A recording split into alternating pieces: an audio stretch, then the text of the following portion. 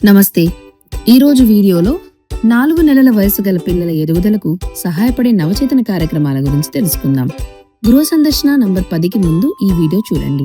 ఇంటికి వెళ్ళినప్పుడు 4 నెలల వయసు గల పిల్లలలో వచ్చే మార్పుల గురించి తల్లిదండ్రులకు చెప్పండి.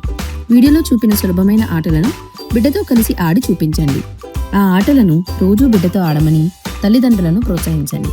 సుమారు 6 నెలల వయసు వచ్చేసరికి పిల్లలు సాధారణంగా ఇలా చేస్తారు.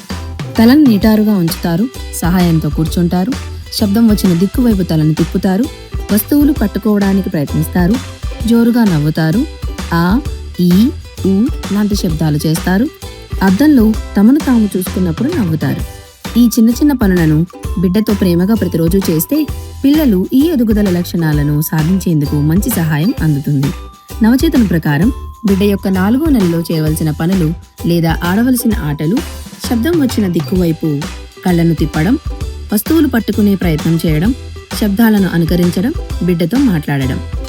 రండి ఇప్పుడు చూద్దాం ఈ అమ్మ వస్తువులు పట్టుకునే ఆట ద్వారా తన బిడ్డ చేతి మరియు కాళ్ళ వేళ్లను ఎలా బలపడేలా చేస్తుందో. తీసుకున్నానా? తీసుకో, పట్టుకో, గట్టిగా పట్టుకో. అవును, ఇలాంటి చిన్న చిన్న పనులు నియమంగా చేస్తే పిల్లల మొదటి 3 సంవత్సరాల ఎదుగుదలకు బలమైన మద్దతు లభిస్తుంది.